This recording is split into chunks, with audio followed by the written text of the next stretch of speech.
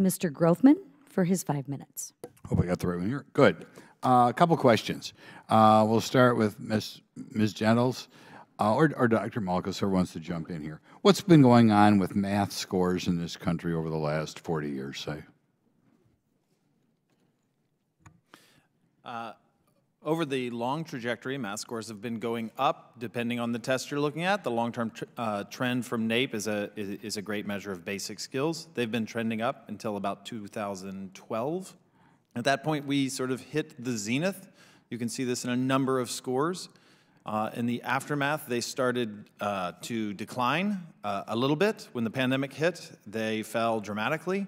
I think it's important to note how they fell. They fell on average, but the students that were scoring sort of at the higher end of the spectrum, at the 90th percentile and the 75th percentile, those students did not suffer dramatically over the pandemic. Their scores came down. The students in the lower end of the spectrum, 10th percentile, 25th percentile, the floor fell out on their scores. If this was more even, what we would have is achievement gaps fixed, but everyone losing math progress, lower achievement than previous years. What we have is both lower achievement and larger achievement gaps. So people are not doing as well in certain groups. In Wisconsin, which is the state I know best, probably the district with the largest share of people of color, students of color, is the city of Milwaukee.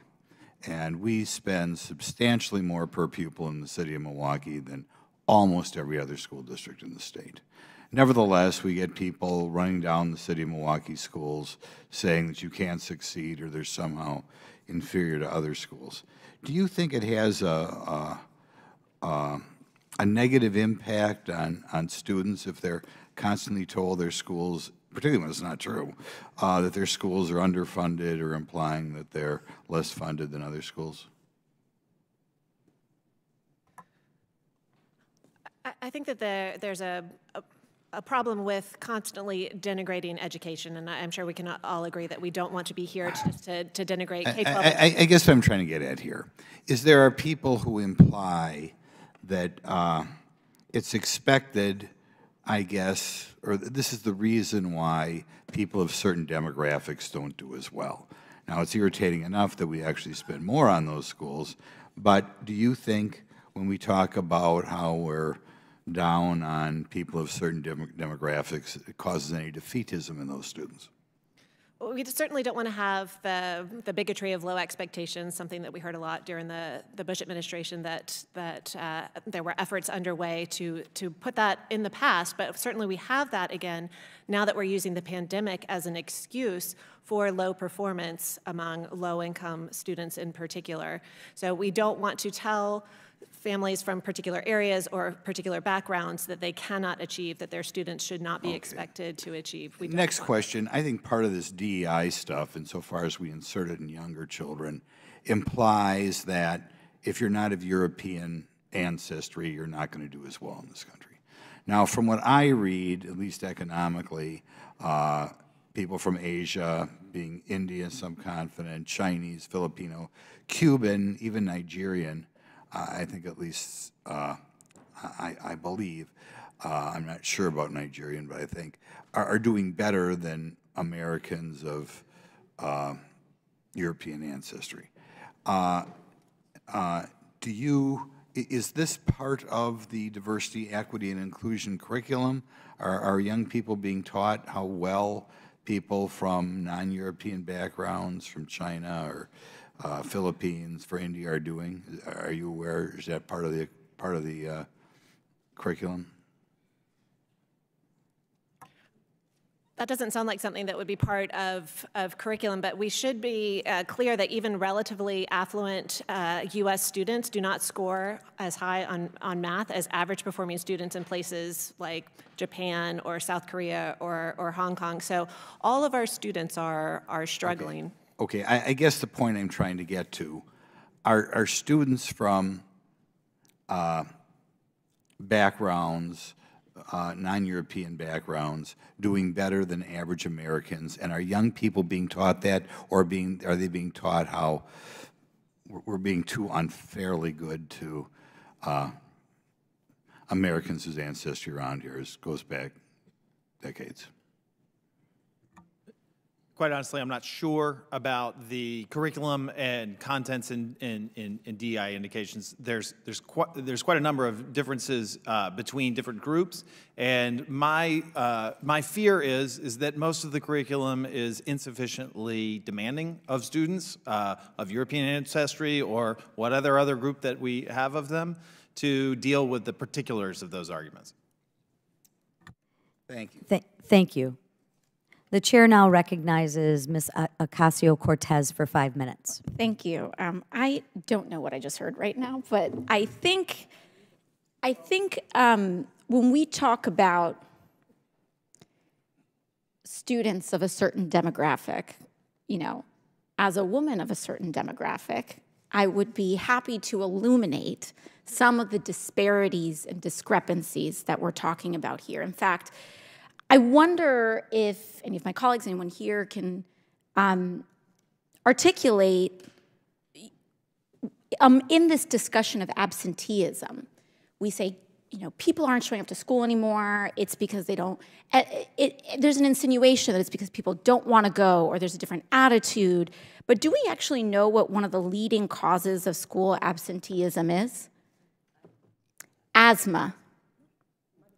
Asthma. I represent the Bronx.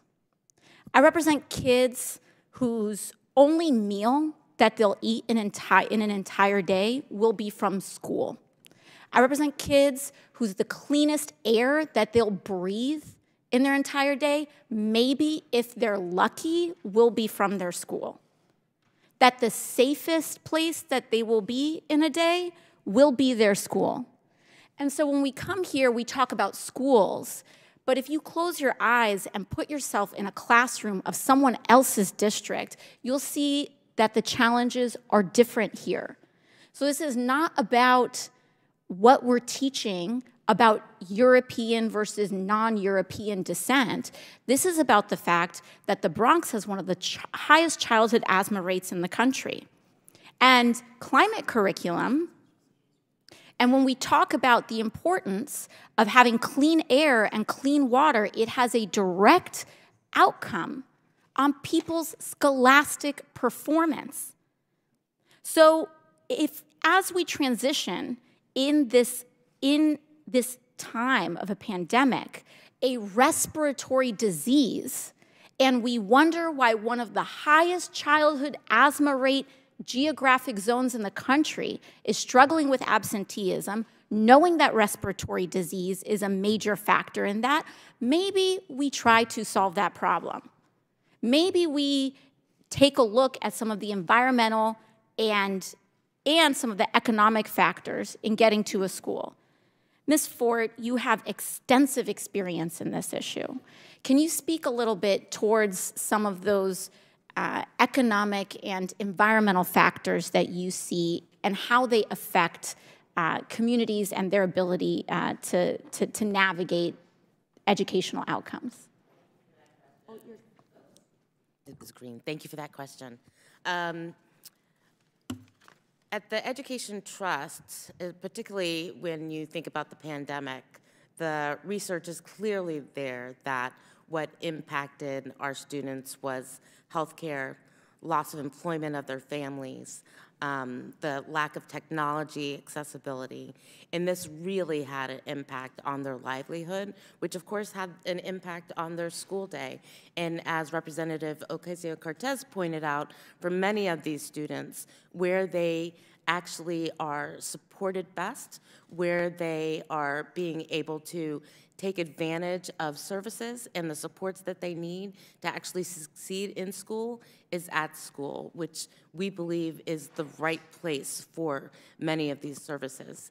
In addition, we know that lack of mental health supports that they faced during the pandemic needed to be supplemented while at school. And so we are happy to see from this recent investment of the American Rescue Plan, the significant investment in schools that help schools reopen, that made sure teachers had the supports that they needed, and most of all, made sure that more children had support for mental health services. Thank you so much, Ms. Ford. And this correlates with what we've seen, not just in the Bronx, but across the country. We saw admissions, mental health admissions of children that were highly disruptive. Their ability to be healthy is what can determine whether they show up to school and how well they do in school. On top of that, when we talk about social issues and when people want to critique social inclusion in schools, housing, as you mentioned, is a core underlying factor in how well someone does in school. If you don't have a home or a bed to lay your head on, how are you going to perform well in school? And when we talk about inclusion and those issues, one of the highest rates of childhood homelessness and one of the highest contributors and factors is if they're LGBT. Because if they go home to a place that will kick them out of their house because they are gay or trans or queer, how can we imagine them doing well in school? And so if school isn't safe for them, if home isn't safe for them, and if we allow a culture that continues to marginalize LGBT people to the point that their existence can't even be affirmed in school, how can we expect them to do well? And with that, I yield back.